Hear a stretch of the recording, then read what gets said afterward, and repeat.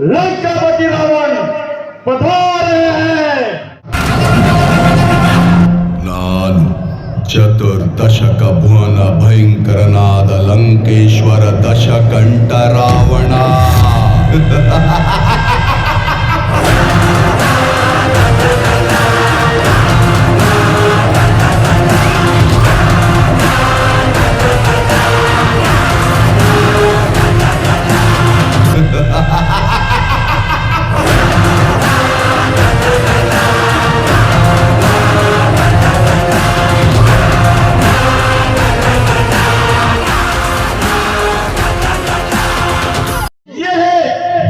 दुश्मनी है साखी, जहां दोस्ती है साखी, जान दे रहे हो मुझे दिखा दिखा के साखी।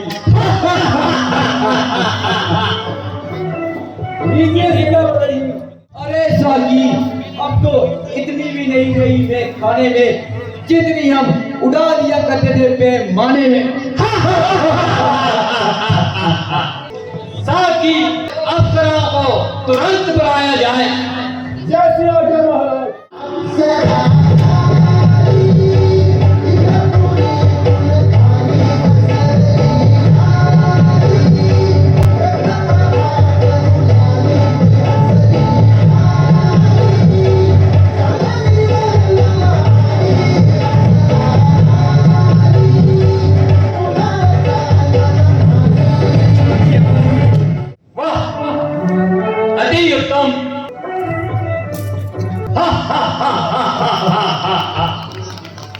मेरे दूरवीर सरदारों, तक लंका के गद्दारी जानिसारों, आज सौभाग्य से वो दिन आ गया है जिसका वीर लोग बड़ी बेचैनी से इंतजार किया करते हैं। आज दिखला दो कि वीर योद्धा किस प्रकार अपने प्राणों का बलिदान दिया करते हैं। आज प्रकट कर दो कि तुम तक लंका के कितने वफादार हो। समर भूमि में शत्रु का सर अथवा तुम्हारी शाबाश शाबाश, मेरे सौभाग्य का क्या ठिकाना है जिसका एक एक योद्धा यताए जमाना है। अगर एक तीरंदाजी में ताक है तो दूसरा कुश्ती व शासवारी में शोहरे अफाक है। भला उन वनवासियों की हमसे मुकाबला करने की क्या ताल है। एक तरफ साधारण चिड़िया और दूसरी तरफ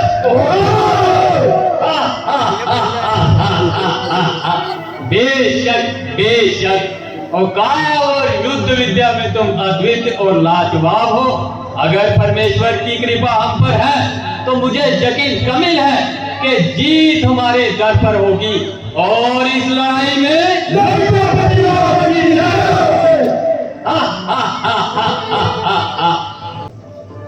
महाराज, जहां तक मेरा अनुमान है यह अकाल का रखा लंका के लिए हानि का सबब है। मैं मानता हूं कि राजाओं के बहुधा युद्ध हुआ करते हैं और परस्पर एक दूसरे के विरुद्ध हुआ करते हैं, ना कि आपकी भांति एक स्त्री के नियमित रथ प्रवाह करते हैं। इसलिए मेरी विनय मंजूर करो और इस कलेश की जड़ को दूर करो। ना जाने तुम्हारी समझ पर क्या पत्थर पड़ रहे हैं जो आप भी भविष्य की बाती हवा के घोड़ों पर चढ़ रहे हैं। प्रत्येक अपनी अपनी बानी बोल रहा है, जिसे देखो वही उपदेशों के दफ्तर खोल रहा है। या तो तू काल से डरता है या फिर मेरा मन टटोल रहा है। सुन लो, अच्छी तरह कान खोलकर सुन लो कि मैं किसी प्रकार किसी दशा में भी इस युद्ध से बाज नहीं आ सकता और इसके अलावा मैं कुछ नहीं कह सकता। जिसको काल से भय है मैं अभी चला जाए और मेरे बुलाने या मनाने से मेरी बला से जाए। जब तक शरीर में जान है और हाथ में तलवार है, डर कर अथवा डर कर रहना मेरे लिए सख्त आहार है। मुझे तो आश्चर्य है कि उस अघोरागढ़ से इतना भय जिसके पास एक वक्त की रोटी का भी सामान नहीं। कृपया करके ये ज्ञान बुद्धि बंद कीजिए और एक और बैठ कर अपना आनंद लीजिए।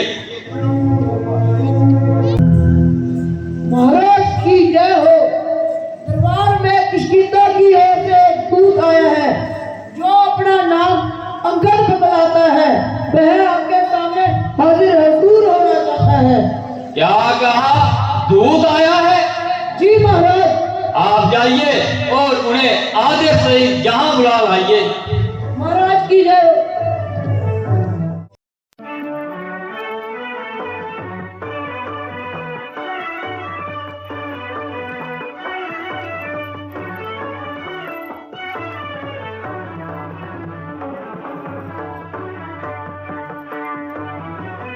इंदौराज की ओर से तुम आए हो, कहो क्या संदेश लाए हो। अगर कुछ हर्ज ना हो तो अपना नाम भी बता दीजिए और अपने निवास स्थान का भी बता दीजिए। अंगद मेरा नाम है और रामचंद्र महाराज की ओर से आपके नाम एक आवश्यक पैगाम है। आप मेरे मित्र बाली के प्रचंड अर्जमंद हैं, कहें आपके मिजाज तो आनंद है। आपकी मेहरबानी है। आपने ये नीच कार्य करने की क्या ठानी है। आप मुझे कुछ ही कहे, मैं नीच अथवा पति के कहने का कब बुरा मानता हूँ, बल्कि आपकी इन सब बातों को सहन करता हुआ भी आपको समझाना अपना कर्तव्य जानता हूँ, क्योंकि आपके और पिताजी के न केवल गहरे संबंध ही थे, बल्कि एक दूसरे के मेहमान भी रह चुके हैं। और जहाँ तक मुझे ज्ञात है कि कुछ काल तक आप बतौर खास मेहमान भी रह चुके हैं।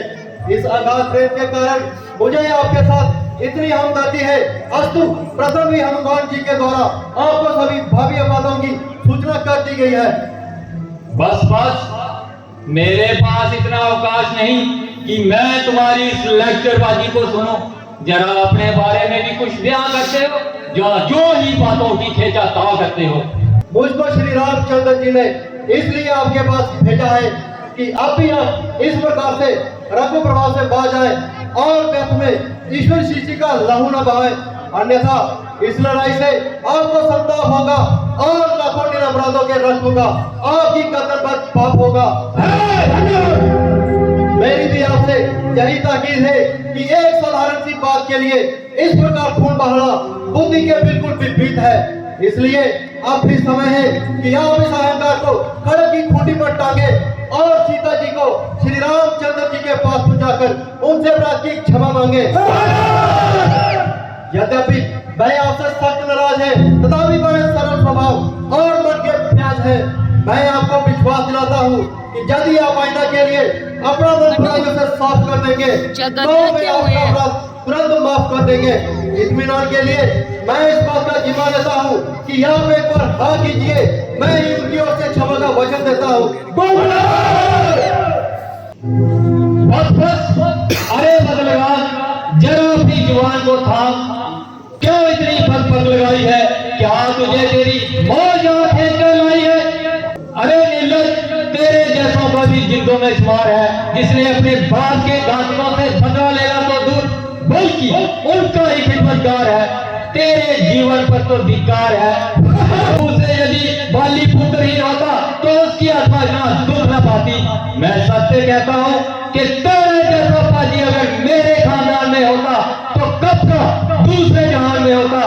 शोक बाप आंखों के सामने बंद हो और बेटा खड़ा तमाशा देखे, डूब मरने वाले। अभिमानी रावण, वास्तव में यह जरा कसूर नहीं, बल्कि ईश्वर को अपने कुल संसार में रखना मंजूर नहीं। होली के काल चक्कर ने तेरी बुद्धि पर बिल्कुल पर्दा डाल दिया है और सोच विचार का अंश तेरे भीतर से निकाल दिया है। शोक है मेरा जहां, आना ही में फायदा हुआ, वक्त है अब भी संभल, क्यों मौत का शायदा हुआ। तेरी बातों से ही तेरा ख्याल बेकायदा हुआ, क्या भविष्य आपके कुल में नहीं पैदा हुआ। आप अपनी सोचिए, क्या फिक्र मेरे बाप की, होने वाली है वही हालत ए हजरत आपकी। मेरी शक्ति थी तुझ में तो मेरे पास आ जाता, तेरे बाप का बदला मैं उसी क्षण लेके दिखाता। ये पीछे से फिक्र करना, मुझे बदला दिलाने की कोई तजवीज कर पहले, तू जान अपनी बचाने की। अकल की बात कर ओ बेहोश, ये तेरी हिमाकत है मुझसे युद्ध करने की, भला उनमें क्या ताकत है। ना कर इतना तकब्बुर, बेजहान इकरोज फानी है, तेरे से अल्लाह हो गुजरे ना बाकी निशानी है। परे हट, दूर हो जा, मुफ्त में क्यों कान खाए हैं। तेरे जैसे छोकरे तो आज तक मैंने पढ़ाए हैं। पढ़ाए हो कभी शायद थे, जिस दिन आप मगर अब तो अकल मारी गई आकर बुढ़ापे में। जुबान और रोको जाहिल, क्यों इतनी बकबक लगाई है? क्या किसी बेअकल ने तुझे कुछ अकल भी सिखाई है? अकल होती तो फिर क्या था, अकल का ही तो रोना है। बदौलत इस अकल के भाग इस लंका का होना है। अरे मूर्ख, क्या तुझे किसी ने कुछ बुद्धि भी सिखाई है या तूने अपनी उम्र अब तक पशुओं में ही गवाई है? हाँ, अब याद आया, बुद्धि कौन सिखाता, कौन लिखाता, कौन पढ़ाता? बाप का साया तो सर से जाता रहा और चाचा का क्या प्रयोजन? वो तुझसे अपनी चाकरी करवाता रहा। और चाचा भी कौन? सुग्रीव, जिसने अपने ही सगे भाई का रक्त पिया, उसने तेरी शिक्षा का बोझ अपने सर कब लिया? उसे तेरे जैसा नालायक दास अवश्य मिल गया, जिसके अंदर से शर्म और लज्जा का अश्क बिल्कुल ही निकल गया। अरे मूर्ख, अब भी अपने बाप के घाटों को याद कर और ऐसे दुष्ट चाचा की गुलामी से अपने आप को आजाद कर। मैं तुझे अपने राज्य के एक प्रतिष्ठ पद पर मुमताज करूंगा और भविष्य में अगर तेरा कुछ होगा तो उसका भी भली भांति लिहाज करूंगा। अन्यथा तेरा भी इस युद्ध में काम तमाम हो गया और अगर बच भी गया तो सुग्रीव का गुलाम हो गया। खैर, मैं तो बदतमीज ही सही, किंतु बुद्धि ठिकाने आपकी भी नहीं रही। जो कोई गंभीर तथा उपयुक्त उत्तर देने की जगह दूसरे के घर के झगड़े छेड़ रहे हैं और व्यर्थ में गड़े मुद्दे उखेड़ रहे हैं। मेरे बाप ने जैसा व्यवहार अपने भाई के साथ किया वैसा फल भोग लिया।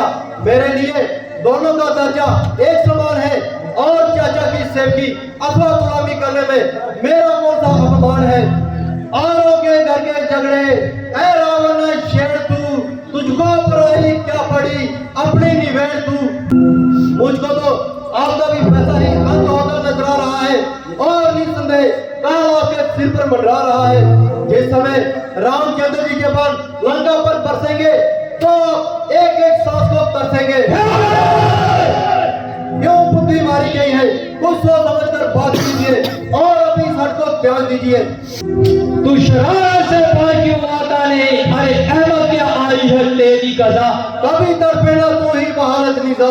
तू अकलता है जितना हुआ मैं नरक। यही कहता हूँ अच्छे नीचे करम, तुझे कहना किसी का सुहाता नहीं। तू शरारत से बाहर क्यों आता नहीं है? शर्म तो कहीं डूब मर गए है या मेरी गैरत का मादा भी क्यों मर गया? देख हालत तेरी मुझको आती गया। बैठ जा, कोई गिर जाएगा गुल्लया, कोई झगड़ा फैलाना मैं चाहता नहीं। तू शरारत से बाहर क्यों आता नहीं? अरे अहमद का गुस्सा तू ज्यादा दिला। छोड़ हट, कोई इसी में है तेरा भला। अरे पानी चला जा चला जा चला। मेरे जाते ही आएगी तुझ पर भला, तू है जिंदा की जब तक मैं जाता नहीं। तू शरारत से बाहर क्यों आता नहीं? अरे अहमद क्या आई है तेरी कजा? अफसोस, सद अफसोस है खुद फरामोश। मैंने इस प्रकार से खपाया किंतु तेरी समझ में कुछ न आया। यूं यूं काल निकट आ रहा है, त्यों त्यों तेरी आंखों में अंधेरा छा रहा है। जिनको आज ताने और घृणा से हमारा गरज बता रहा है और अपनी समझ में बड़ी शेखी जता रहा है। जब जरा उनसे हाथ मिलाएगा तो उस समय तुझे अपनी शक्ति का हाल स्वयं मालूम हो जाएगा। निसंदेह तू भी सच्चा है, किंतु युद्ध विद्या में अभी नितांत कच्चा है। तेरे समीप रामचंद्र से बलशाली इस दुनिया में कोई नहीं। किंतु एक बात ध्यान में रख कि सारी सृष्टि में अंगद जैसे कपूर नहीं। मैं रावण हूँ, रावण। मैं रामचंद्र जी की सेना में सबसे निर्बल इंसान हूँ और तेरे विचार के अनुसार अभी बिल्कुल नादान हूँ। किंतु तेरा जय भय दूर करने के लिए अपनी साधारण सी शक्ति का चमत्कार दिखाता हूँ और अपना पांव पृथ्वी पर दबाता हूँ। तेरे शूरवीरों में से जो सबसे अधिक बलवान हो और जिस पर तेरा पूरा इत्मीनान हो वह आए और मेरा पांव पृथ्वी से उठाए। हमारी तुम्हारी जय पराजय का भी इसी पर दारोमदार है। यदि तेरे किसी योद्धा ने मेरा पांव पृथ्वी से उठा दिया तो तुम्हारी जीत और हमारी हार है। अन्यथा इसके विरुद्ध अवस्था में सीता जी को श्री रामचंद्र जी के पास पूजा आना और किसी प्रकार की हीन हुज्जत न मिलाना। क्यों है हिम्मत? हाँ हाँ, मुझे तुम्हारी ये शर्त स्वीकार है। बुलाओ, तो फिर देर करना बेकार है। देखना बाद में पछताए और अपनी शर्त से मुकर जाए।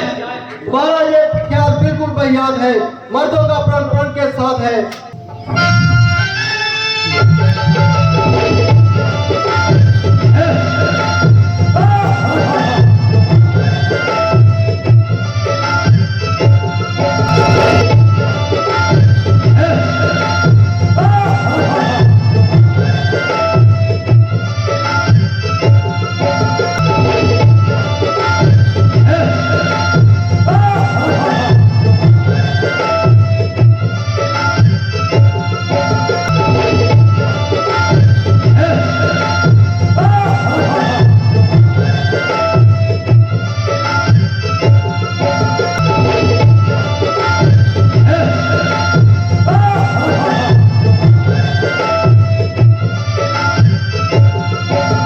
सभापति जी, आप जाइए।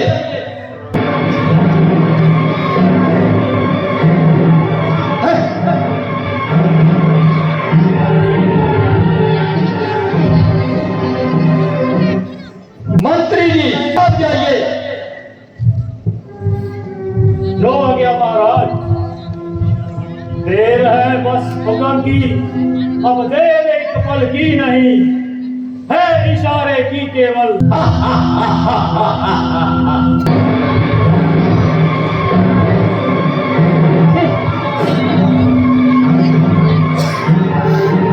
मेघनाथ, अब तुम्हारी बारी। जैसी आज्ञा पिताश्री। चलूंगा जिस चली पर बस चला बचान आएगा, चली तो एक तरफ चल के कौन भी कब जाएगा। मुजस्सिम कौन हूँ कि मेरा बाप बतलाएगा, कसम हो जाएगा जो मुझसे नजर मिलाएगा। इसे तो मैं एक झटके में कई चक्कर दिखला दूं, पापा चीज क्या उतनी जमी को हिला दूं।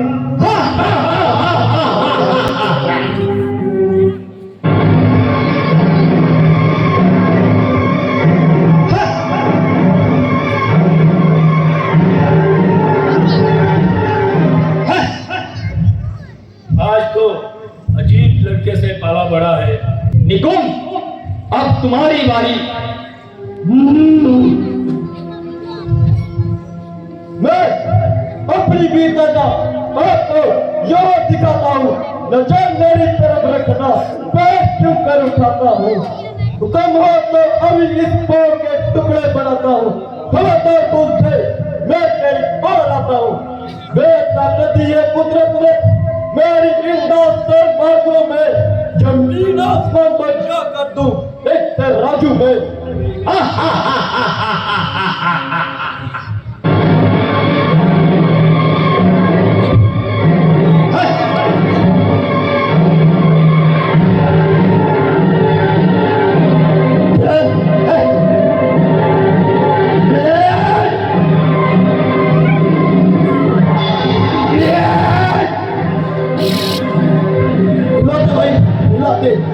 अन्य संपत्ति टुकड़े हो जाएंगे।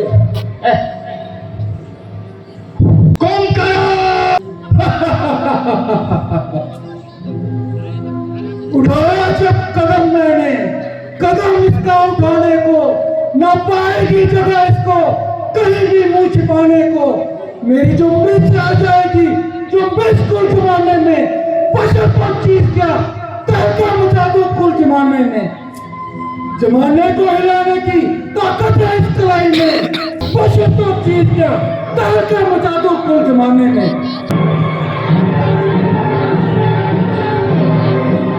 अरे इस बच्चे से क्या सीख पाएंगे, कोई योद्धा युग में आएगा तब देखा जाएगा। मुझे आश्चर्य है कि तुम सबकी शक्ति को क्या चिड़िया चूक गई। क्या इन शूरवीरों में ऐसा कोई नहीं जो इस लड़के के पांव को धरती से हिला सके। खड़ा है अकल सामने, ब्रह्मणा में डाले तू, कोई बाकी रहा होवे तो उसको भी बुला ले तू। अभी है वक्त लंका को तबाही से बचा ले तू, शर्म की जाए घर अभी प्राण अपना ना पाले तू ना फिर ये वक्त मिलेगा अगर इस वक्त झुकेगा फलक फलक आंसू बहाएगा दीवाना मुंह पे थूकेगा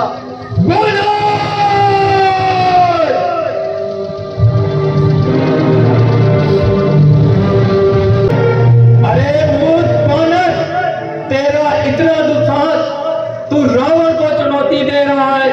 लंकापति रावण को।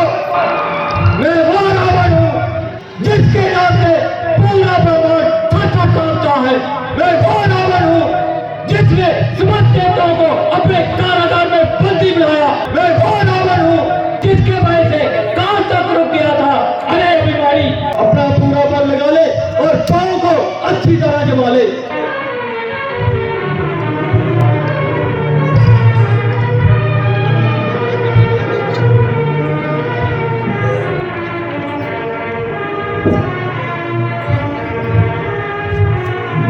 बस बस माफ रखिए, इस प्रकार मामला साफ नहीं हो सकता और मेरे पाँव पड़ने से तुम्हारा कसूर माफ नहीं हो सकता। यदि अपने गुनाहों का तुम पश्चाताप करते हो तो राम के चरणों में जाओ और उनके चरणों में अपना शीश झुकाओ। यदि आवश्यकता हुई तो मुझे तुम्हारी सिफारिश करने से इनकार नहीं, किंतु स्वयं क्षमा कर देने का मुझे अधिकार नहीं। तेरी इस बेहुदा बकवास का जवाब जुबान से नहीं बल्कि तलवार से दिया जाएगा। युद्ध भूमि में देखूंगा कि तू अपना पाँव कितनी देर जमा पाएगा। यह तेरी सरासर हिमाकत है। जिन भाइयों के भरोसे तू उछल कूद रहा है उनमें केवल बातें बनाने की ही ताकत है। खैर, यदि तुझे अपनी तलवार का ही अभिमान है तो हमारी ओर से भी युद्ध का ऐलान है। जय श्री राम।